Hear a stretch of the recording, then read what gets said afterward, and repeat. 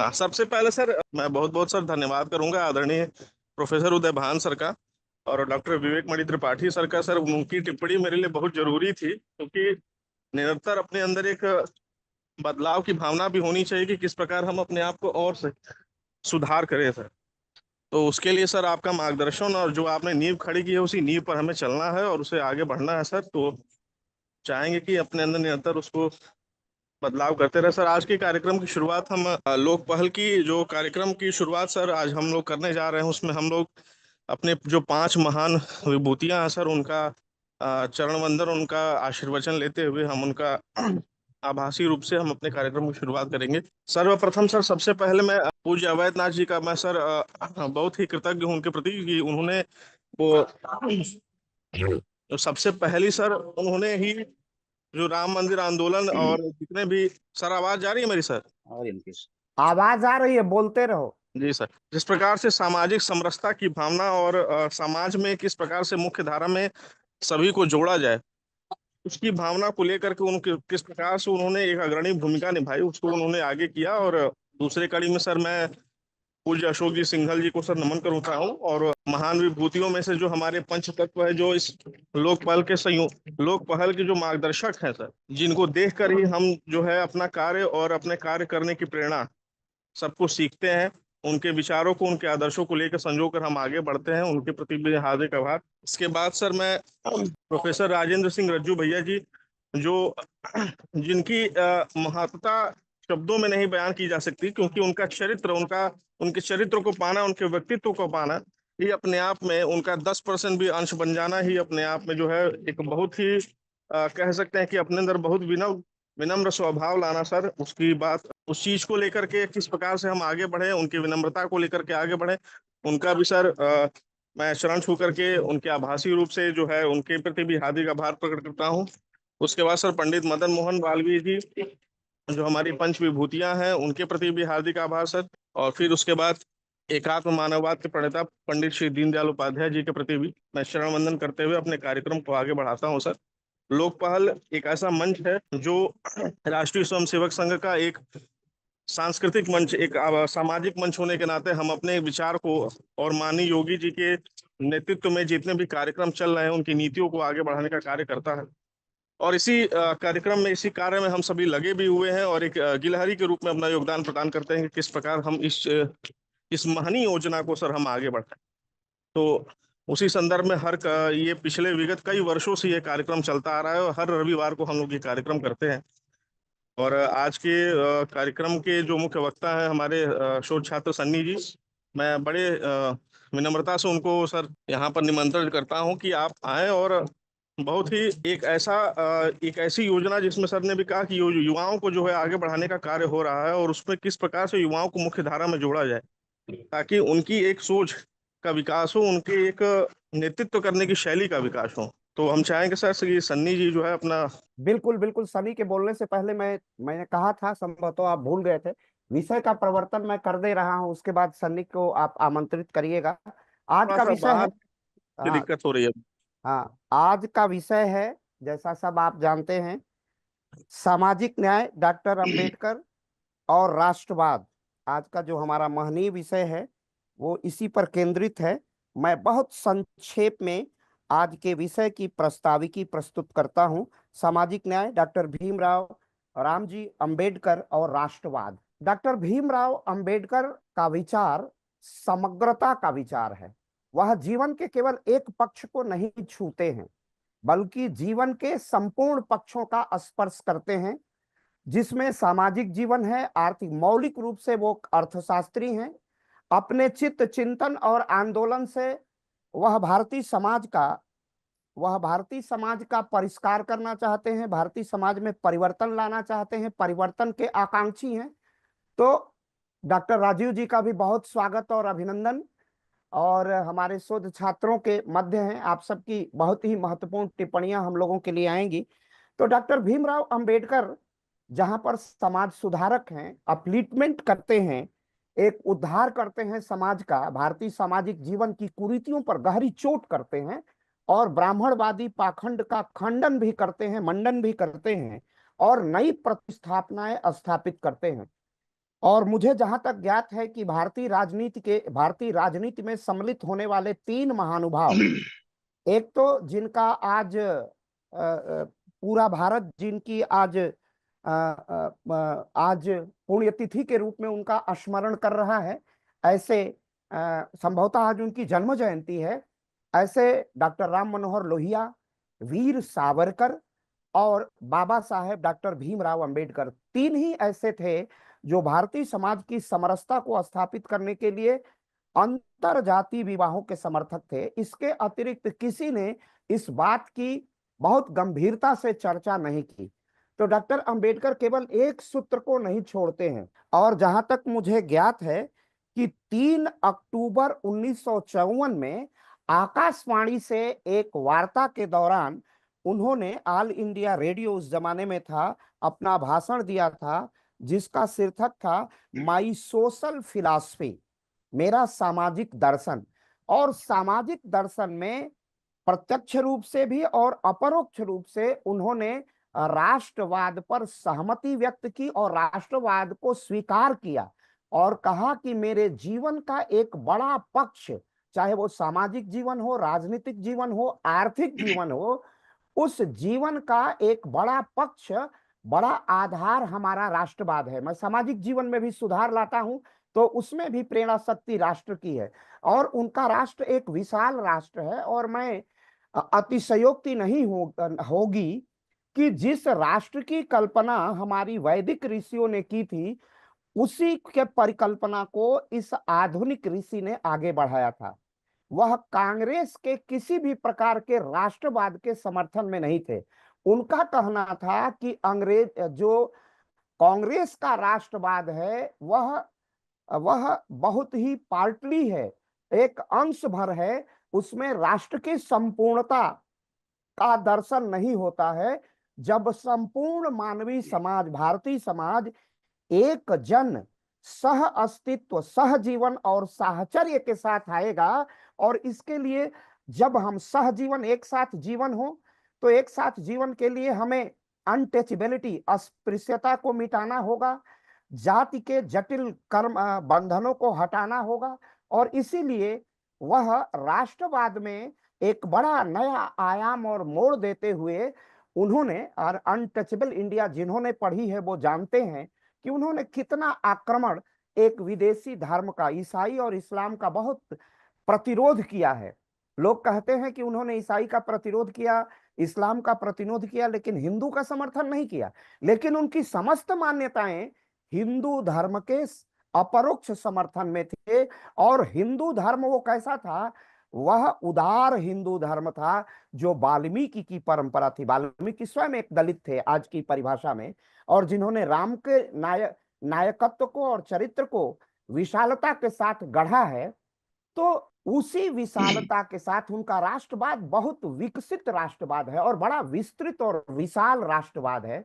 इसी राष्ट्रवाद की परिचर्चा चाहे उनकी अर्थनीति में हो, उनकी समाज नीति में हो, उनकी राजनीति में हो। और डॉक्टर विवेक मणि, डॉक्टर राजीव जी, आशु गुरु जी और हमारे डॉक्टर उदय भान सिंह सब जानते हैं कि भारतीय संविधान सभा में अगर राष्ट्रभाषा का प्रश्न आया तो ये दुनिया के लोगों के लिए आश्चर्य होगा। डॉक्टर बाबा साहेब भीमराव अंबेडकर ने कहा था कि अगर भारत की कोई राष्ट्रभाषा हो सकती है, और भाषण दिया, बहुत लंबा भाषण दिया इस पर, कि Sanskrit is a scientific language, वह एक वैज्ञानिक भाषा है और एकमात्र संस्कृत ही ऐसी भाषा है जिसे राष्ट्रभाषा का अधिकार मिलना चाहिए। ऐसा अद्वितीय राष्ट्रवादी अंबेडकर के अतिरिक्त कोई नहीं हो सकता है। एक तरफ ब्राह्मणवाद का विरोध, और दूसरी सबसे बड़ी चीज कि अगर मैं कि ज्ञात भारत के इतिहास में अगर 2 संहिताएं, 2 संविधान है, एक मनु का संविधान है, एक अंबेडकर का संविधान है। मनु के संविधान में तथाकथित रूप से अंबेडकर के लिए स्थान नहीं था, लेकिन अंबेडकर के संविधान में मनु के लिए स्थान भी था और समादर भी था। तो ऐसा अद्वितीय दार्शनिक, ऐसा अद्वितीय व्यक्तित्व डॉक्टर बाबा साहेब भीमराव अंबेडकर, जिन्होंने दलितों ने भी अधूरा समझा, इस देश ने अधूरा समझा, और कांग्रेस ने बाबा साहेब को संपूर्णता में समझने का जो सदप्रयास था। कांग्रेस चूंकि स्वतंत्रता आंदोलन की पार्टी थी, कांग्रेस एक मंच थी, कांग्रेस एक विचारधारा थी, कांग्रेस एक ऐसा चरित्र था जिस पर कश्मीर से कन्याकुमारी और कच्छ से कामरूप तक संपूर्ण राष्ट्र जिस पर खड़ा हो सकता था। लेकिन वो विकृतियां भरती गई और बाबा साहेब का कांग्रेस से मोह भंग होता गया, और बाबा साहेब को हराने में भी संविधान सभा में न पहुंचने का पूरा प्रयास, लोकसभा में न पहुंचने का पूरा प्रयास कांग्रेस ने किया था। तो उनका जो मूल चरित्र और मूल तत्व था, उसमें राष्ट्र था, और शाक्य मुनि जो एक क्षत्रिय राजा थे, उनके प्रति अपना आकर्षण, किसी विदेशी धर्म के प्रति नहीं, यह बाबा साहेब का संपूर्ण राष्ट्रवाद परिलक्षित करता है। उन्होंने बुद्धम शरणम गच्छामि, संघम शरणम गच्छामि और धम्मम शरणम गच्छामि की बात की। उन्होंने किसी इस्लाम का, भीम मीम का जो नारा था, वो बाबा साहेब के जीवन काल का नारा नहीं है। उन्होंने संपूर्णता में भारतीयता को प्रतिस्थापित किया। इसी के साथ मैं ये अपनी प्रस्ताव की समाप्त करता हूं। अंकेश आगे का कार्यक्रम बढ़ाएंगे। बहुत धन्यवाद सर। एक संक्षिप्त ना कह करके उसको ये कहा जाए कि उनके पूरे जीवन का सार, क्योंकि किसी भी स्वतंत्रता सेनानी के उस दौरान, उस संदर्भ में उसके जो जीवन का सार था वो उसका राष्ट्र था, और किस प्रकार से राष्ट्र की भावना वो अपने दिल में संजोए था। और राष्ट्र के लिए ही जितने भी स्वतंत्रता सेनानी थे, अब सभी लोग अपने अतिशील प्रयास में लगे हुए थे। सबके रास्ते अलग थे लेकिन मंजिलें एक, और उस मंजिल तक पहुंचने में सब लोगों ने किस प्रकार से अपना योगदान किया, उसके महनीय कार्यों को और उनके व्यवहार को सर आपने बहुत अच्छे से बताया। अब मैं सीधे सर चाहूंगा कि आज की जो मुख्य वक्ता है सन्नी जी, आप वो इस विषय पर अपनी संपूर्ण एक संक्षिप्त बात जो है अपनी रखे सर। आप सभी नमस्कार। सर्वप्रथम नमस्कार मेरे शोध निर्देशक तथा पितातुल्य अभिभावक के रूप में मुझे अपने शोध कार्य करने हेतु अग्रसित करते हैं। साथ ही नमस्कार वीके सिंह सर का, जो कि लोकपाल का संचालन करते हैं। साथ ही हमारे सभी के अभिभावक आशु गुरु जी का, जिन्होंने हम लोगों पे अपना आशीर्वाद बनाए रखा हुआ है। साथ ही नमस्कार उदयभान सिंह सर को, डॉक्टर विवेक मणि त्रिपाठी सर को, और अन्य जो सदस्य जो जुड़े हुए हैं लोकपाल से, उन सभी को मेरा सादर नमन। आज शहीदी दिवस भी है, तो मैं उन शहीदों को भी नमन करना चाहता हूं जो हमारे स्वतंत्रता संग्राम में हंसते हंसते फांसी का फंदा चूमने वाले अमर शहीद भगत सिंह राजगुरु जी शहीद शहीदी दिवस में नमन करता हूं, और उनका बलिदान हमारे दिलों में जिंदा रहेगा और हमें देश के लिए योगदान करने में प्रेरणा का कार्य करेगा। आज का विषय है सामाजिक न्याय। अ, आ रही नमस्ते सर, हाँ हाँ मुकेश हाँ जी। सर। आवाज आ रही है, ठीक बहुत ठीक क्लियर है, तुम ठीक ठीक। बोलो। आज का विषय है सामाजिक न्याय, डॉक्टर भीमराव अंबेडकर और राष्ट्रवाद। जैसा कि आज का विषय से ही पता चल जाता है कि सामाजिक न्याय और राष्ट्रवाद के बीच में डॉक्टर भीमराव अम्बेडकर एक ब्रिज का विषय के अंदर भी ब्रिज का कार्य किया था, सेतु का कार्य किया है, तथा हमारे वर्तमान परिदृश्य में भी भारत के परिप्रेक्ष्य के अंदर भी सामाजिक न्याय और राष्ट्रवाद के बीच में डॉक्टर भीमराव अम्बेडकर ने एक सेतु का कार्य किया है। तो सामाजिक न्याय क्या है? सामाजिक न्याय की अवधारणा एक व्यापक अवधारणा है। हमारे लोकतांत्रिक समाज में इसका अर्थ और भी व्यापक हो जाता है, क्योंकि स्वतंत्रता और समानता लोकतंत्र के दो प्रमुख आधार स्तंभ हैं जिन पर सामाजिक न्याय टिका हुआ है। डॉक्टर अम्बेडकर की वो चेतावनी हमें याद करनी चाहिए जो संविधान सभा में उन्होंने दी थी कि देश का उत्थान तभी संभव हो पाएगा जब सारे देशवासी कंधे से कंधा मिलाकर चले और आगे बढ़े। सामाजिक न्याय का विचार गतिशील विचार है, जिसमें प्राचीन सामाजिक और राजनीतिक चिंतन से लेकर आधुनिक सामाजिक, आर्थिक और राजनीतिक चिंतन को निरंतर प्रभावित किया है। न्याय का तात्पर्य है कि सबकी भलाई हो, अर्थात समूचे विश्व की, समूचे भारत की भलाई हो, उसे न्याय से संदर्भित किया गया है। तथा वहीं सामाजिक न्याय के अंतर्गत एक न्याय संगत और निष्पक्ष सामाजिक व्यवस्था का निर्माण हो, और वो समुदाय के प्रत्येक सदस्य हेतु न्याय प्रदान करता हो। समाज में असमानताओं को दूर करना और सामाजिक, आर्थिक और राजनीतिक मामलों में सभी लोगों को समान अवसर देने की बात करना सामाजिक न्याय है। वहीं सामाजिक न्याय का मूलतः जो सार निकलता है कि सभी लोगों को समान सामाजिक, आर्थिक, राजनीतिक और धार्मिक व्यवहार देना। सामाजिक न्याय का समान अवसर देना। सामाजिक न्याय का मकसद समाज में सामाजिक आर्थिक विषमताओं को कम करना। सामाजिक न्याय का मकसद समाज में शोषित शब्द का खात्मा करना है। सामाजिक न्याय का मकसद समाज में रहने वाले सभी लोगों को पर्याप्त संरक्षण देना है। सामाजिक न्याय का मकसद समाज में रहने वाले सभी लोगों को देश के विकास में शामिल। सामाजिक न्याय का मकसद समाज में रहने वाले सभी लोगों को समान अवसर देना है। साथ ही हम थोड़ा वेस्टर्न जो थिंकर रहे हैं, जिसमें प्लेटो और जॉन रॉल्स से उनकी कुछ कहना चाहिए। प्लेटो की जो पुस्तक है, मेन पुस्तक जो है रिपब्लिक, प्लेटो अपनी पुस्तक रिपब्लिक में सामाजिक न्याय को व्यक्तिगत न्याय से अलग करते हैं तथा सामाजिक न्याय का एक सुव्यवस्थित समाज की स्थिति वो बताते हैं कि सामाजिक न्याय एक है जो जो दार्शनिक रूप से प्रबुद्ध शासक वर्ग, संरक्षक या सैन्य वर्ग को बनाने वाले व्यक्तिगत नागरिकों के बीच कार्यात्मक एकता को चाहता है। प्लेटो के अनुसार न्याय ये है। तथा वहीं अमेरिकी राजनीतिक विचारक है जॉन रॉल्स, जो उनकी बुक है थियरी ऑफ जस्टिस 1971 में आ रही है, उनपे वो समझ बताते हैं। रॉल्स के न्याय के अंदर वो बताते हैं कि यह सिद्धांत न्यायपूर्ण समाज पर जोर देता है। यह समाज में बुनियादी आजादी को बढ़ाता है। यह सामाजिक आर्थिक असमानताओं को नियंत्रित, यह समाज के सबसे कम सुविधा पाने वाले लोगों को फायदा पहुंचाता है। यह समान अवसर की गारंटी देता है। यह सिद्धांत न्याय और समानता के बारे में आज की बहस का विषय है। रॉल्स के मुताबिक न्याय के सिद्धांत का चयन मूल स्थिति में होता है, जिनकी वो बेल ऑफ इग्नोरेंस के माध्यम से एक मूल स्थिति का वर्णन बताते हैं कि कैसे सामाजिक न्याय स्थापित हो। मूल स्थिति में लोग विवेकशील और ईर्ष्या से मुक्त रहता है। मूल स्थिति में वो भी मान्यता और मापदंड होते हैं जो न्याय के उचित सिद्धांत बनाते हैं। तो साथ ही करके एक अपनी बात आगे करूंगा। संविधान महज एक कानूनी दस्तावेज नहीं है, यह जीवन का माध्यम है और इसकी आत्मा हमेशा युग की आत्मा होती है। डॉक्टर भीमराव अम्बेडकर का बहुत सुप्रसिद्ध वाक्य है। अतः भारतीय समाज अत्यंत प्राचीन है। भारत की सभ्यता व संस्कृति समृद्ध एवं अपनी उपलब्धियों की प्रकाष्ठा कर रही है। भारत का सांस्कृतिक मूल्य अत्यंत उदात रहा है एवं भारत का प्रारंभिक समाज वर्ग आधारित था तथा वर्ण योग्यता का परिचय था। कालांतर में वर्ण की जाति में होता था और भारत की सामाजिक संरचना में विकृतियों का प्रारंभ हो जाता है, क्योंकि वर्ण व्यवस्था में परिवर्तन की प्रक्रिया देखने को मिलती है। इसके विपरीत जाति व्यवस्था जटिल संकीर्णता की परिचायक बन जाती है।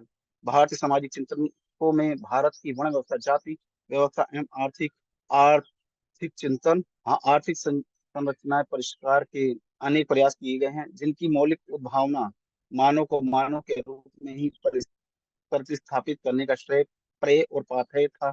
भारत के ऐसे मौलिक सामाजिक और आर्थिक राजनीतिक चिंतकों में महात्मा गांधी, डॉक्टर भीमराव अम्बेडकर, डॉक्टर राम मनोहर लोहिया, ज्योतिबा फुले की संगठन करना समीचीन होगा।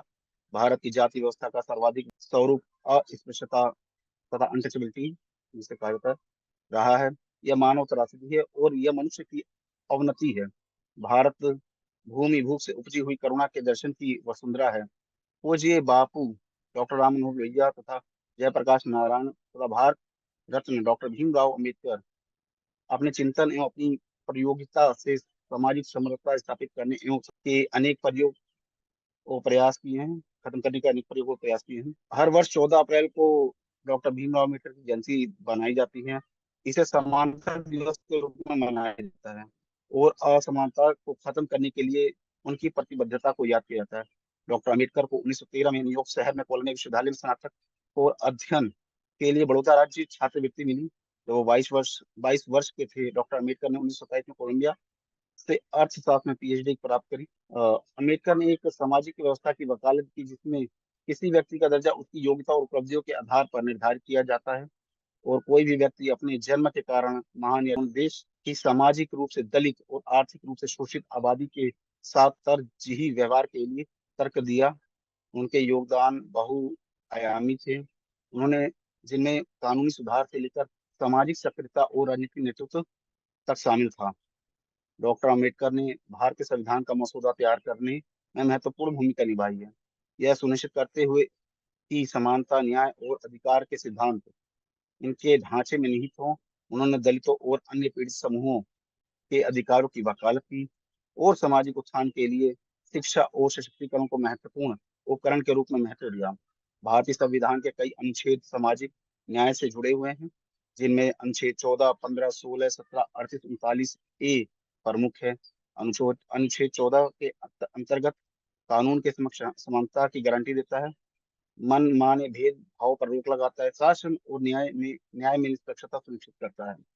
अनुच्छेद 15 धर्म, वंश, जाति, लिंग और जन्म स्थान आदि के आधार पर भेदभाव नहीं करने का। वहीं अनुच्छेद 16 राजनीतिक पदों पर अवसर की समानता का प्रावधान करता है। वहीं अनुच्छेद 17 अस्पृश्यता अर्थात छुआछूत का अंत का प्रावधान करता है। आर्टिकल 38 अनुच्छेद 38 राज्य को एक ऐसे समाज का निर्देश न्याय, सामाजिक, आर्थिक और राजनीतिक जीवन की सभी संस्थाएं प्रभाव। अनुच्छेद 39 समाज के गरीब और कमजोर वर्गों को मुफ्त विधिक सहायता प्रदान करता है तथा सभी के लिए न्याय सुनिश्चित करता है। अम्बेडकर का सामाजिक न्याय का दृष्टि स्वतंत्रता, समानता और भाईचारे को बढ़ावा देता है। उन्होंने सार्वभौमिक नैतिक सिद्धांतों पर आधारित एक धर्म की वकालत की, जिसे सभी मनुष्य, समय, स्थान और जातियों पर लागू किया जा सके। तर्क का पालन करना चाहिए और स्वतंत्रता, समानता और बंधुत्व के मूल सिद्धांतों पर आधारित था।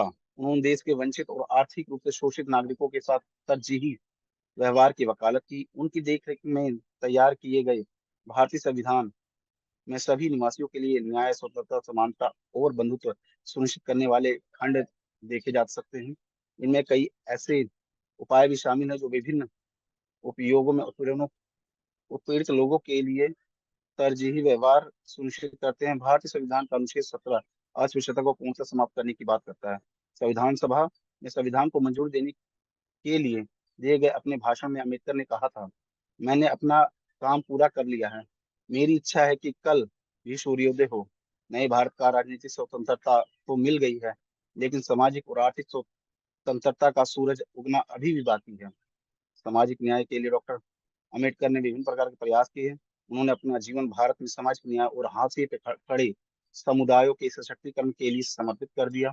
सामाजिक न्याय के लिए उनके प्रयास परिवर्तनकारी और उन्होंने भारत में हाशिए पे खड़े समुदाय को सशक्तिकरण और मुक्ति की नींव रखी। उनकी विरासत दुनिया भर में समानता, सामाजिक न्याय और मानव अधिकारों के लिए प्रेरित करने का कार्य करती है। उनका ये उद्देश्य था कि उनके द्वारा किए गए कुछ प्रयास जिससे अस्पृश्यता पूर्ण समाप्त हो जाए और तथा साथ ही अस्पृश्यता के खिलाफ अभियान भी जारी करते हैं। अम्बेडकर को साउथ बोरोहो समिति के समक्ष गवाही देने के लिए बुलाया गया था, जो भारतीय सरकार अधिनियम 1919 का मसौदा तैयार कर रही थी। इस सुनवाई के दौरान उन्होंने अछूतों और अन्य धार्मिक समूहों के लिए पृथक निर्वाचक और आरक्षण की वकालत की। बॉम्बे आते हुए उन्होंने शिक्षित करने और उनके उत्थान का प्रयास किया। उनका पहला संगठित प्रयास केंद्रीय संस्था बहिष्कृत हितकारिणी सभा की स्थापना, जिसका उद्देश्य शिक्षा, सामाजिक आर्थिक प्रगति और बहिष्कृत जातियों के कल्याण को बढ़ावा देना था, जिन्हें उस समय दलित वर्ग के रूप में जाना जाता था। उन्होंने दलित अधिकारों की वकालत करने के लिए मूक नायक, बहिष्कृत भारत और इक्वालिटी जनता सहित कई पत्रिकाओं की स्थापना की। संविधान का प्रारूप तैयार करना उनको जब दायित्व दिया गया था संविधान बनाने का, जिसमें वो मसौदा कानून के प्रमुख थे, तो उन्होंने अध्यक्ष के रूप में भूमिका अपनी निभाई। और डॉक्टर अम्बेडकर ने भारतीय संविधान के निर्माण में महत्वपूर्ण भूमिका भी अदा की। उन्होंने यह सुनिश्चित किया कि संविधान में मौलिक अधिकार, अस्पृश्यता उन्मूलन और सामाजिक रूप से वंचित समूहों के उत्थान के लिए सकारात्मक कार्रवाई शामिल किया जा सके। श्रम अधिकार और आर्थिक सुधार श्रम अधिकार और आर्थिक सुधार में डॉक्टर भीमराव अम्बेडकर ने श्रम अधिकारों का समर्थन किया और हाशिए पर पड़े समुदायों की सामाजिक आर्थिक स्थिति में सुधार करने के लिए आर्थिक सुधारों की वकालत की। उन्होंने जाति आधारित असमानताओं को दूर करने के लिए भूमि सुधार और आर्थिक सशक्तिकरण की आवश्यकताओं पर बल दिया। आरक्षण नीति के माध्यम से अम्बेडकर ने अन्य दलित और अन्य पिछड़े वर्गों के लिए प्रतिनिधित्व के लिए समान अवसर सुनिश्चित करने के लिए शिक्षा और सरकारी नौकरियों में आरक्षण नीतियां शुरू करने में महत्वपूर्ण भूमिका निभाई। ऐतिहासिक रूप से वंचित समूहों को अवसर प्रदान करने के उद्देश्य से आरक्षण नीतियों के लिए डॉक्टर भीमराव अम्बेडकर की वकालत आज भी प्रासंगिक है। इन नीतियों का उद्देश्य ऐतिहासिक अन्याय को कम करना और सामाजिक गतिशीलता के अवसर प्रदान करना था तथा 1956 में डॉक्टर अम्बेडकर ने जाति व्यवस्था और हिंदी सामाजिक पदानुक्रम का प्रतीक को अस्वीकृत के रूप में दलितों को बौद्ध धर्म में शामिल किया। इस आंदोलन ने सामाजिक समानता और धार्मिक स्वतंत्रता के प्रति उनके दृष्टिकोण को उजागर किया है। डॉक्टर अम्बेडकर की सामाजिक दृष्टि में आज भी बनी हुई है। डॉक्टर अम्बेडकर द्वारा किए गए विभिन्न प्रकार के प्रयास, हाशिए पर पड़े समुदायों का सशक्तिकरण। उन्होंने दलितों, आदिवासियों और अन्य पिछड़े वर्गों जैसे हाशिए पर पड़े समुदायों की शिक्षा और सशक्तिकरण की वकालत की। सशक्तिकरण के साधन के रूप में शिक्षा पर उनका ध्यान सामाजिक आर्थिक असमानताओं को दूर करने में महत्वपूर्ण है। समावेशन और विविधता, उन्होंने समावेशी विकास के महत्व पर जोर दिया जिनमें समाज के सभी वर्गों की आकांक्षाएं शामिल हों। आज की विविधतापूर्ण दुनिया में उनका दृष्टिकोण ऐसी नीतियों और की मांग करता है जो विविधताओं को अपनाएं और सामाजिक समावेशन को बढ़ावा दें। मानव अधिकार और सम्मान, मौलिक अधिकार मानव अधिकार और सम्मान, मौलिक अधिकारों और मानव सम्मान पर उनका जोर, सामाजिक बहिष्कार, फांसी पर पड़े समूहों के खिलाफ हिंसा और बुनियादी अधिकारों के उल्लंघन जैसी समकालीन चुनौतियों के संदर्भ में महत्वपूर्ण है। अंतर संबंध, डॉक्टर अम्बेडकर का सामाजिक न्याय के प्रति दृष्टिकोण पहचान और असमानताओं की अंतर संबंधता को पहचानता है। उनके विचार जाति, लिंग, धर्म और आर्थिक स्थिति के आधार पर भेदभाव के विभिन्न रूप को संबोधित करने के लिए एक समग्र दृष्टिकोण प्रेरित करते हैं। वैश्विक प्रासंगिकता, डॉक्टर भीमराव अम्बेडकर का सामाजिक अन्याय के खिलाफ उनका संघर्ष और लोकतांत्रिक मूल्यों के लिए उनकी वकालत वैश्विक स्तर पर गुजरती है। सामाजिक न्याय पर उनके विचार दुनिया भर में मानव अधिकार, समानता और समावेशी पर व्यापक चर्चा में योगदान करते हैं। सामाजिक न्याय के लिए हमारी वर्तमान जो सरकार है, माननीय यशस्वी प्रधानमंत्री नरेंद्र मोदी जी की, तो उनके द्वारा विभिन्न प्रकार के कार्य किए गए हैं। प्रधानमंत्री जैसे कि जो इस प्रकार है, प्रधानमंत्री अनुसूचित जाति उद्भ्युदय योजना PMAJY। इस योजना के जरिए अनुसूचित जाति बहुल गांव में कौशल विकास, आय सृजन और बुनियादी ढांचा विकसित किया जा रहा है।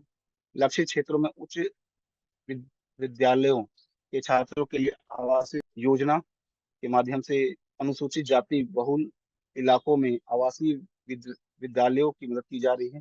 विकलांग व्यक्तियों के सशक्तिकरण के लिए राष्ट्रीय पुरस्कार योजना, इस योजना के जरिए विकलांग व्यक्तियों की नियोक्ताओं को सम्मान किया जा रहा है। नशा मुक्ति अभियान के माध्यम से सरकार शराब और मादक द्रव्यों के सेवन को रोकने का कार्य करी। आजीविका उद्यम के लिए हाशिए पर खड़े पड़े व्यक्तियों के लिए सहायता सरकार द्वारा वर्तमान में दी जा रही है।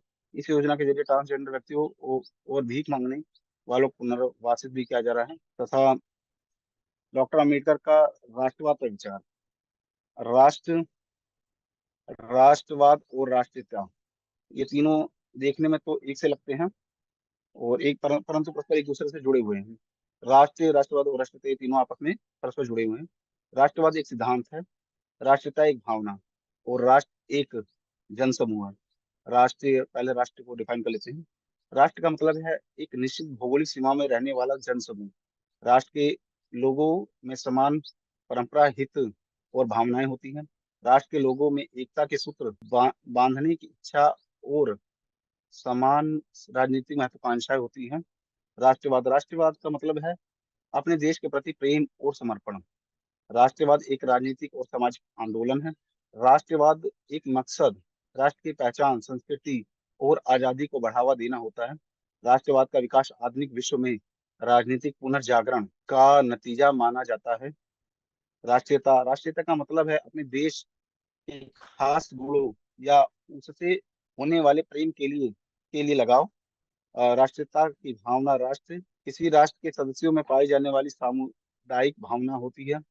राष्ट्रीयता की भावना हर देशवासी को ऊर्जा, प्रेरणा और समर्पण का संस्कार देती है। डॉक्टर भीमराव अम्बेडकर का विचार है कि कोई भी राष्ट्र तब तक मजबूत नहीं हो सकता जब तक कि वह सामाजिक रूप से एक ना हो। डॉक्टर भीमराव अम्बेडकर जी का राष्ट्रवाद समावेशी और सामाजिक एकता पर आधारित था। वह मानते थे कि राष्ट्रवाद धार्मिक या क्षेत्रीय पहचान पर आधारित ना हो नहीं हो सकता। उन्होंने समावेशी लोकतंत्र की वकालत की, जिसमें सभी को समान अवसर मिले। डॉक्टर अम्बेडकर की राष्ट्रवाद की व्यवस्था निम्न प्रकार की है।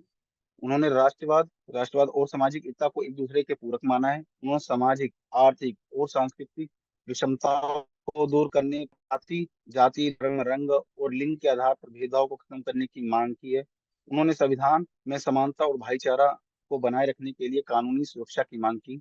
उन्होंने समावेशी लोकतंत्र की वकालत की, जिसमें समाज का कोई भी वर्ग पीछे ना रहे। उन्होंने सच्चे राष्ट्रीय एकीकरण के लिए समान संसाधन वितरण को बढ़ावा देने की मांग की। अ, जैसा कि अभी त्रिपाठी सर भी बता रहे थे, माई सोशल फिलोसफी जो उनका शीर्षक था भाषण का, तो उनको डॉक्टर द्वारा प्रस्तावित किया जाता है। तो तक वाले भाषण में अम्बेडकर ने स्वतंत्रता, समानता और बंधुत्व के सिद्धांतों पर आधारित एक न्यायपूर्ण और न्याय संगत समाज के लिए अपना दृष्टिकोण रखा था। और भारतीय इतिहास में एक ऐतिहासिक घटना थी। यह पहली बार था कि किसी प्रमुख सार्वजनिक हस्ती ने स्वतंत्रता, समानता और बंधुत्व के सिद्धांतों के आधार पर एक न्यायपूर्ण और न्याय संगत समाज के लिए एक दृष्टिकोण व्यक्त किया था। अम्बेडकर का भाषण आज भी प्रासंगिक है, क्योंकि हम एक सच्चे लोकतांत्रिक और समतावादी समाज को प्राप्त करने के लिए संघर्ष कर रहे हैं। अगर हम राष्ट्रवाद की बात करें, तो राष्ट्रवाद पर डॉक्टर भीमराव अम्बेडकर ब्रिटिश औपनिवेशिक शासन से भारत की आजादी के प्रबल समर्थक थे, लेकिन वो भारतीय राष्ट्रीय कांग्रेस के प्रमुख राष्ट्रवादी विचारधारा के भी आलोचक थे। अम्बेडकर का मानना था कि कांग्रेस का राष्ट्रवाद राजनीतिक स्वतंत्रता प्राप्त करने पर अधिक केंद्रित था, और यह भारतीय समाज के भीतर सामाजिक और आर्थिक असमानताओं को पर्याप्त रूप से संबोधित नहीं करता था। अम्बेडकर ने तर्क दिया कि सच्चा राष्ट्रवाद स्वतंत्रता, समानता और बंधुत्व के सिद्धांतों पर आधारित होना चाहिए। उनका मानना था कि सभी भारतीयों को उनकी जाति, धर्म या सामाजिक स्थिति की सभी भारतीयों को उनकी जाति, धर्म या की परवाह किए बिना समान अधिकार और अवसर मिलने चाहिए। उन्होंने तर्क दिया कि कोई राष्ट्र वास्तव में स्वतंत्र नहीं हो सकता यदि उसके नागरिक सामाजिक और आर्थिक उत्पीड़न से मुक्त नहीं है। वह विशेष रूप से जाति व्यवस्था के आलोचक थे, जिसे वो आंतरिक उपनिवेश के रूप में देखते थे। उन्होंने ये भी तर्क दिया कि राष्ट्र राज्य को सामाजिक न्याय और गरीबों और हाशिए पर पड़े लोगों के उत्थान के लिए अम्बेडकर का राष्ट्रवाद पर दृष्टिकोण समावेशी और बहुलवादी था। उन्होंने इस विचार को खारिज कर दिया कि एकल भारतीय पहचान हो सकती है। इसके बजाय उनका मानना था कि भारतीय संस्कृतियों और परंपराओं की समृद्ध विविधता वाला एक विविध देश है। उन्होंने तर्क दिया कि राष्ट्र राज्य किसी विशेष धार्मिक या सांस्कृतिक पहचान के बजाय लोकतांत्रिक मूल्यों और सामाजिक न्याय के प्रति साझा प्रतिबद्धता पर आधारित होना चाहिए। अम्बेडकर का राष्ट्र एक धर्मनिरपेक्ष और लोकतांत्रिक भारत के विचार पर आधारित था, जहां सभी नागरिकों को समान अधिकार और अवसर होंगे। उनका मानना था कि इस प्रकार का राष्ट्रवाद एक मजबूत और समृद्ध भारत के निर्माण के लिए सबसे अच्छा आधार होगा। सामाजिक न्याय और समानता के प्रति गहरी प्रतिबद्धता विकसित हुई है। उनका मानना था कि राष्ट्रवाद भलाई के लिए शक्तिशाली शक्ति हो सकती है, लेकिन केवल तभी जब उसका उपयोग केवल विशेषाधिकार प्राप्त कुछ लोगों के लिए नहीं, बल्कि सभी भारतीयों के अधिकारों के लिए लड़ने के लिए किया जाए। अम्बेडकर का ये मानना था कि राष्ट्रवाद को नागरिक पहचान के लिए की साझा भावना पर उन्होंने इस मिट्टी का मामला है। इसके बजाय उन्होंने तर्क दिया कि राष्ट्रवाद एक सामाजिक और राजनीतिक निर्णय है, जिसे सक्रिय रूप से विकसित किया जाना चाहिए। अम्बेडकर का मानना था कि राष्ट्रवाद स्वतंत्रता, समानता और बंधुत्व के सिद्धांतों पर आधारित होना चाहिए। उन्होंने तर्क दिया कि ये सिद्धांत एक न्यायपूर्ण और न्यायसंगत समाज के निर्माण के लिए आवश्यक थे। और साथ ही अम्बेडकर का मानना था कि राष्ट्रवाद समावेशी और बहुवादी होना चाहिए। उन्होंने एकल अखंड भारतीय पहचान के लिए उन्होंने तर्क दिया कि संस्कृति परंपराओं का समृद्ध व्यवस्था करने वाला देश विविध देश है। उनका मानना था कि राष्ट्रवाद की जड़ें लोगों में होनी चाहिए, राज्य में नहीं। राष्ट्रवाद कोई ऐसी चीज नहीं जो ऊपर से थोपी जाती है, ये ऐसी चीज है जो नीचे से बढ़ती है। उनका मानना था कि राष्ट्रवाद में हाशिए पर मौजूद सभी समुदायों को शामिल किया जाना चाहिए। उन्होंने हिंदू केंद्रित होने और दलितों और मुसलमानों की दुर्दशा की अनदेखी करने के लिए भारतीय स्वतंत्रता आंदोलन में राष्ट्रवाद की प्रमुख भूमिका की। अम्बेडकर का मानना था कि राष्ट्रवाद का इस्तेमाल केवल कुछ विशेष अधिकार प्राप्त लोगों के लिए नहीं बल्कि सभी भारतीयों के अधिकारों के लिए लड़ने के लिए किया जाता है। उन्होंने तर्क दिया कि राष्ट्रवाद का उपयोग गरीबों और हाशियों पर पड़े लोगों के उत्थान के लिए और अधिक न्यायपूर्ण और न्याय संगत समाज बनाने के लिए किया जाना चाहिए। अम्बेडकर का राष्ट्रवाद का दृष्टिकोण तत्कालीन समय से भी बहुत आगे था। उन्होंने माना कि जाति की समस्या वास्तव में एकजुट और लोकतांत्रिक भारत के निर्माण में एक बड़ी बाधा है। उन्होंने यह भी समझा कि राष्ट्रवाद संकीर्ण धार्मिक या क्षेत्रीय पहचान पर आधारित नहीं हो सकता। इस तरह राष्ट्रवाद पर अम्बेडकर के विचार आज भी प्रासंगिक हैं। वह एक अधिक न्यायपूर्ण और न्याय संगत समाज निर्माण कैसे किया जाए इसके बारे में सोचने के लिए एक अमूल्य रूपरेखा प्रदान करते हैं। तो डॉक्टर भीमराव अम्बेडकर का जो सामाजिक न्याय और राष्ट्रवाद पर उनकी जो भावना रही है का कुछ इस प्रकार से निष्कर्ष देखना। डॉक्टर भीमराव अम्बेडकर की सामाजिक न्याय की अवधारणा समकालीन सामाजिक, आर्थिक और राजनीतिक चुनौतियों से निपटने के लिए एक आधारभूत ढांचा प्रदान करता है। उनके दृष्टिकोण को अपनाने से सभी व्यक्तियों के लिए स्वतंत्रता, समानता और सशक्तिकरण के प्रति प्रतिबद्धता की आवश्यकता होती है कि उनकी विरासत एक अधिक न्यायपूर्ण और समावेशी समाज की दिशा में प्रयासों का मार्गदर्शन करती है। वर्तमान की ठीक है सर, धन्यवाद सर। बहुत बहुत बहुत बहुत धन्यवाद सनी। बहुत बहुत धन्यवाद इस महनीय विचार के लिए, इस उद्बोधन के लिए।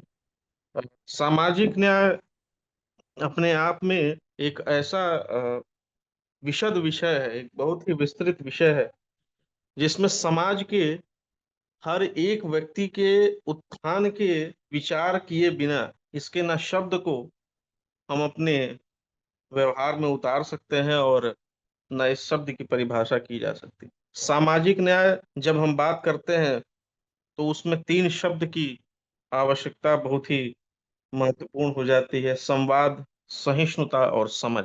संवाद, सहिष्णुता और समझ, ये तीन ऐसे शब्द हैं जिससे किसी भी संस्कृति में किसी भी समस्या का समाधान हो सकता है। और डॉक्टर भीमराव अंबेडकर जी ने बहुत ही इसको प्रबल रूप में अपने व्यवहार में इसको ढाला था। किसी भी समस्या का समाधान वो संवाद से, सहिष्णुता को धारण करते हुए और अपनी चेतना और अपने विवेक से उस समझ को अपने व्यवहार में डालकर किस प्रकार से उन्होंने सामाजिकता सामाजिक सामाजिकता को, सामाजिक समरसता के भाव को और उसकी चेतना को अपने और उससे उत्पन्न करुणा को जो अपने उन्होंने अपने पूरे व्यवहार में उनके अपने उनकी पूरे पर्सनालिटी में जो देखने को मिलता है, वो आज वाकई में हम सभी के लिए प्रेरणादायी है। एक बार 1938 में जब कांग्रेस कमेटी ने जब दलितों के लिए हरिजन शब्द का इस्तेमाल किया था, तब डॉक्टर भीमराव अम्बेडकर जी ने उसका कड़ा विरोध किया। और वो यह दर्शाता है, और उन्होंने कहा था कि सिर्फ नाम बदलने से ही उनकी स्थिति का परिवर्तन नहीं हो सकता। यह साफ इंगित करता है कि वो किस प्रकार से जो चीजें चली आ रही थी उसके प्रति एक व्यवहारिक बदलाव को वो अपनाते। उनका जो राष्ट्र के प्रति पहुंचने की जो उनकी संकल्पना थी वो सामाजिक समरसता की थी। उनका जो व्यवहार था वो पूरी तरह से सामाजिकता से जुड़ा था। और इस सामाजिक समरसता में, इस सामाजिक भावना में उनका जो दृष्टिकोण है, उनकी जो राष्ट्र की दृष्टिकोण है, वह जानते थे कि यह तब तक पूर्ण नहीं होगा जब तक सभी मनुष्य, सभी इस धरती पर जितने भी मनुष्य हैं वो एक भाईचारे के रूप में ना रहे, सबके प्रति प्रेम भावना से ना रहे। क्योंकि जब तक सभी एक दूसरे से मिल के नहीं रहेंगे, एक दूसरे से भाईचारे के साथ नहीं रहेंगे, तो निश्चित ही हम उस जो राष्ट्र की संकल्पना है, जो भाईचारे की संकल्पना है, उसको हम प्राप्त नहीं कर पाएंगे। तो ये बड़ा महनीय विषय, और इसके इस विषय पर आपने एक बहुत ही सुंदर व्याख्यान दिया। और ये हम सबका सौभाग्य है कि इन विषयों की चर्चा आज हम ऐसे महापुरुषों के होने की वजह से और उनकी जो संकल्पना है उसको आगे ले जाने का कार्य कर रहे हैं। हम चाहेंगे कि हमारे इस मंच के लोक पहल के जो हमारे जो अग्रज हैं, जो उन्होंने नींव रखी है, उनकी कुछ टिप्पणी मात्र अगर इस कार्यक्रम में हो जाए। मैं सर आमंत्रित करूंगा प्रोफेसर उदयभान सिंह सर को, जो हिमाचल केंद्रीय विश्वविद्यालय के भान प्रोफेसर है। सिंह सर सर से आपकी कुछ पहले टिप्पणी अगर। डॉक्टर डॉक्टर राजीव जी, मैंने आपको लिख के भेजा है टिप्पणी के लिए, अच्छा, चीन से डॉक्टर राजीव जी। जी जी जी जी सर जी। हाँ, डॉक्टर राजीव जी, उसके बाद प्रोफेसर उदयभान सिंह सर। जी नमस्कार सर। बहुत बहुत धन्यवाद। और सन्नी जी ने बहुत ही अच्छा वक्तव्य दिया। सामाजिक न्याय एक ऐसा गंभीर विषय है जिसके साथ भारत कम से कम आजादी के बाद से तो बहुत प्रत्यक्ष रूप से लड़ रहा है। आजादी के पहले भी इस विषय पर हमारे जो महापुरुष हैं, डॉक्टर भीमराव अंबेडकर, महात्मा गांधी जैसे लोगों ने बहुत मुखरता से इस विषय को उठाया। और आपने बहुत ही अच्छे तरीके से डॉक्टर अंबेडकर के सभी विचारों को बहुत ही अच्छे से हमारे समक्ष रखा। मुझे लगता है कि डॉक्टर अंबेडकर ने सामाजिक न्याय को एक ऐसी परिधि दी है अ, जिसके अंदर जिसके अंदर एक वर्ग जो सामाजिक न्याय के लिए का इंतजार कर रहा है, या सामाजिक न्याय के जिसको सबसे अधिक लाभ मिलने वाला है, डॉक्टर अंबेडकर ने के लिए एक परिधि बना दी है, ताकि ताकि वो उसके अंदर अपने आप को सुरक्षित महसूस कर सके। और ये जो परिधि है वो संविधान की परिधि है, और आज ये संविधान हम सबको पोषित कर रहा है। हम दुनिया में अलग अलग देश को देख रहे हैं कि उनके यहाँ कैसी स्थितियां हैं, कैसी परिस्थितियां हैं। जरा सा अभी हम देखेंगे कि यूरोप में जरा सा उनके नब्ज पर हाथ पड़ा है तो वो चिल्लाने लगे, वो परेशान हो गए। वापस से जर्मनी में वही पार्टी सत्ता में आ रही है जो होलोकास्ट के लिए जिम्मेदार थी। परंतु भारत में हम संविधान से आगे की ओर देख रहे हैं। हाँ, जो जो लक्ष्य थे वो हम अभी तक प्राप्त नहीं कर पाए हैं, परंतु फिर भी संविधान एक एक ऐसा दिया है, या एक ऐसा लाइट हाउस है जिसको देखकर लोग चल रहे हैं। और सामाजिक न्याय तो एक समाज में आपसी सौहार्द से ही प्राप्त किया जा सकता है। और जब भारत का प्रबुद्ध वर्ग जब इस बात के लिए तैयार हो जाता है, इस बात को समझता है कि एक वर्ग है जो जो इस न्याय से वंचित है, जो अन्य लोगों के लिए बहुत ही सहज सुलभ उपलब्ध है, वो एक वर्ग के लिए प्रिविलेज शब्द कहा जाता है कि ये उनके लिए एक प्रिविलेज है।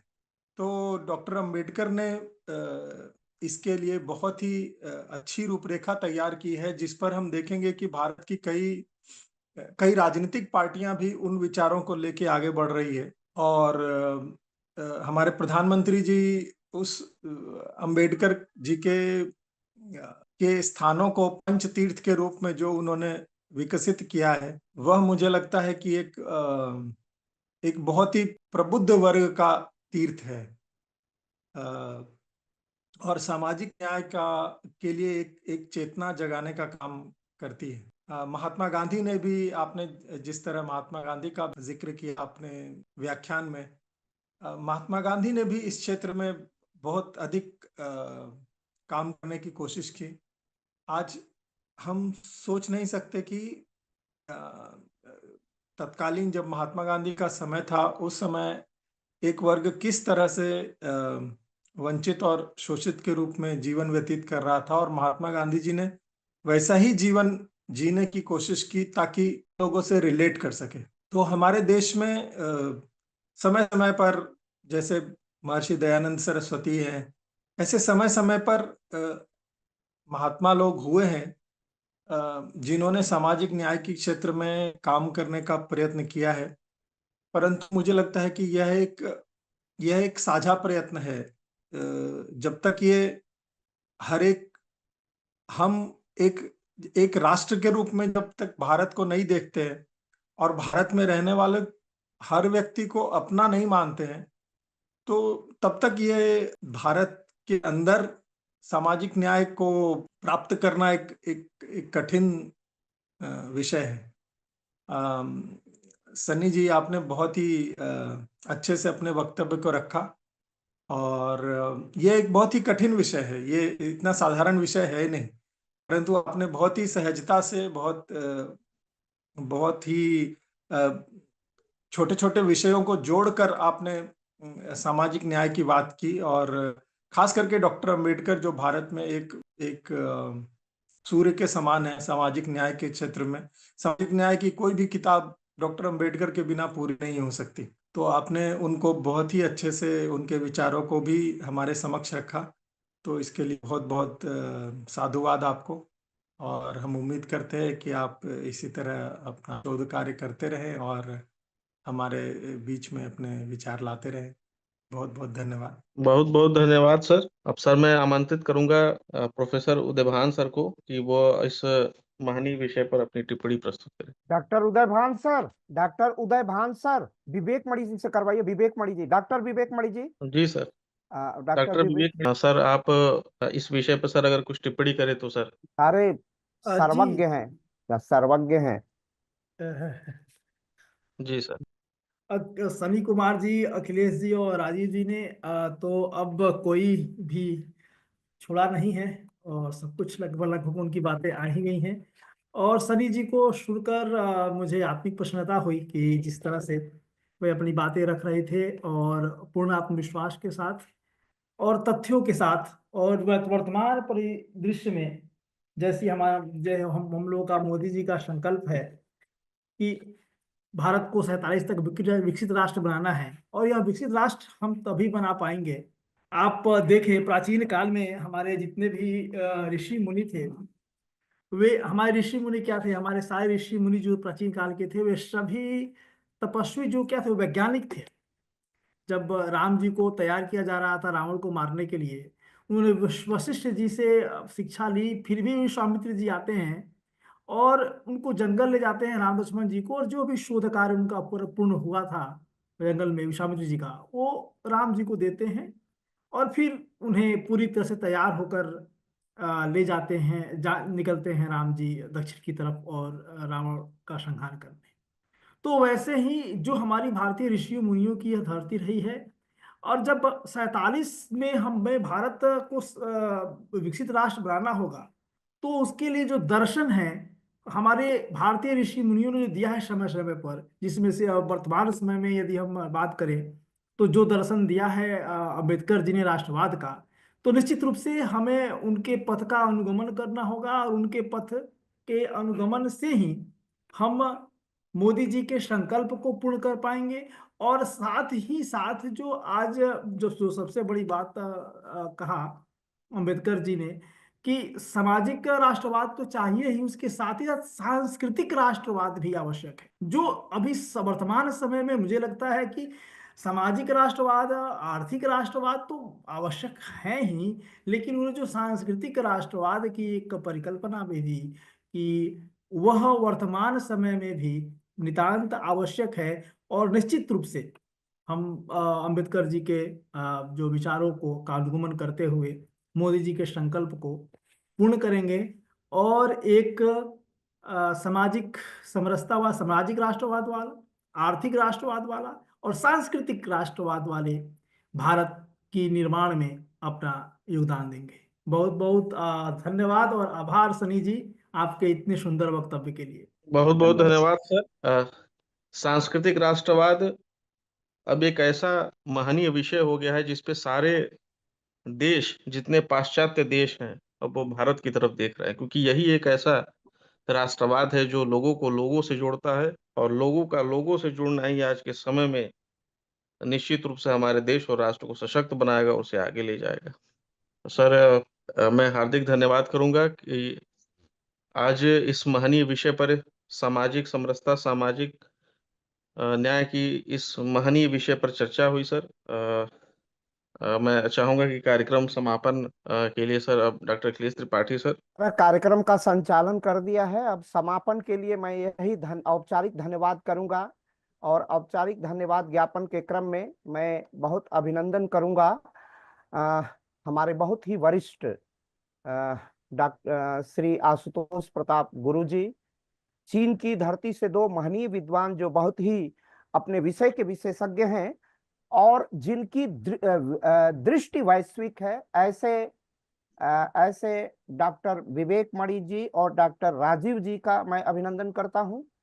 डॉक्टर उदय भान सिंह सर किसी कार्यक्रम में गंभीरता के कारण शामिल नहीं हो सके। डॉक्टर अनिल कुमार सिंह जी, मानसी जी, राजीव जी, रवि मिश्रा जो मेरे शोध छात्र हैं, सनी जो आज के वक्ता हैं, और कार्यक्रम का कुशलता पूर्वक संचालन अंकेश पांडे ने किया है। इन सभी का बहुत बहुत अभिनंदन और स्वागत। और हमारे साथ और दो शिवम और तेजस कारियाल जी जुड़े हुए हैं, इनका भी बहुत बहुत स्वागत और अभिनंदन। और हम नए अगले रविवार को एक नए वक्ता के साथ फिर हम लोग जुड़ेंगे। और जो डॉक्टर विवेक मणि त्रिपाठी का जी के मन का एक संकल्प था कि हम लोग केवल रहें और शोध छात्र कार्यक्रम का संचालन करें, शोध छात्र ही बोलें, तो अभी एक शुरुआत है। हमारे दो शोध छात्र जो बहुत ही अपने क्षेत्र में, अंकेश का कोई सानी नहीं है, सनी का कोई सानी नहीं है, दोनों ने अपनी बात बड़ी उत्कृष्टता के साथ प्रस्तुत की है। सनी ने बड़े सधे अंदाज में, बहुत सुधी हुई भाषा में डॉक्टर अंबेडकर के संपूर्ण विचार को संपूर्णता में प्रस्तुत करने का प्रयास किया, उसमें कहीं एकांगीपन नहीं था। इसलिए बहुत बहुत धन्यवाद सनी को। और यशस्वी बनो। और आज के कार्यक्रम को जिस तन्मयता से और विद्वत्तापूर्ण ढंग से संचालित किया है अंकेश शुभम पांडे ने, इनका भी बहुत बहुत धन्यवाद। ये दोनों मेरे बहुत प्रिय शिष्य हैं। और डॉक्टर राजीव जी, आशु गुरु जी, डॉक्टर विवेक मणि जी का जो सपना है वो साकार हो गया। अभी शोध छात्रों को और हम प्लेटफॉर्म देंगे और लेके आएंगे और ये लोग आगे बढ़ते रहेंगे और ये मंच 8 लाख के बीच, 10 लाख के बीच हम लोग पहुंच जाते हैं। सभी का बहुत बहुत स्वागत, अभिनंदन। और इस आभासी मंच को जो बहुत तन्मयता से संचालित करती हैं और उनकी एक चिंता रहती है, बहुत इससे इमोशनली जुड़ी रहती हैं, उनको एक बौद्धिक आनंद इसमें मिलता है, क्योंकि ये सामाजिक कार्य है, राष्ट्रहित का कार्य है, एक याज्ञिक अनुष्ठान है। पूरी दुनिया सोशल मीडिया के वार में उलझी हुई है, नैरेटिव गढ़े जा रहे हैं, नैरेटिव तोड़े जा रहे हैं, उसमें बड़ी बहुत ही कुशलता से हमारे इस कार्यक्रम को संचालित करती हैं मानसी थपलियाल जी। तो मानसी जी का भी बहुत बहुत हृदय से आभार और अभिनंदन, उनका बहुत आभार और अभिनंदन। ये वो धैर्य के साथ संचालित नहीं करती तो अंकेश जी, अंकेश जैसे बहुत विशाल अपना बात रखे थे, वो संभव नहीं हो पाता। आज बड़ी विशालता से और कुशलता से अपनी बात रखी है सनी ने। तो सभी का बहुत बहुत अभिनंदन, बहुत बहुत आभार। हमारे लाखों श्रोता परिवार को, बहुत श्रोता श्रवण जो दृश्य और शब्द दोनों देख रहे हैं, उनको बहुत बहुत हमारा नमस्कार, प्रणाम। और लोक पहल अगले सप्ताह एक नए वक्ता और एक नए विषय के साथ आएगा। बहुत बहुत आभार, बहुत बहुत अभिनंदन सभी का। और वंदे मातरम, जय श्री राम, जय राष्ट्रवाद, प्रखर राष्ट्रवाद की इस राष्ट्र की हम वंदना करते हैं और प्रणाम निवेदित करते हैं। और मानसी जी से कहते हैं कि आज के कार्यक्रम का समारोप करें। वीडियो को एंड तक देखने के लिए धन्यवाद। ऐसी ही और वीडियोस के लिए देखते रहिए हमारा YouTube चैनल लोक पहल।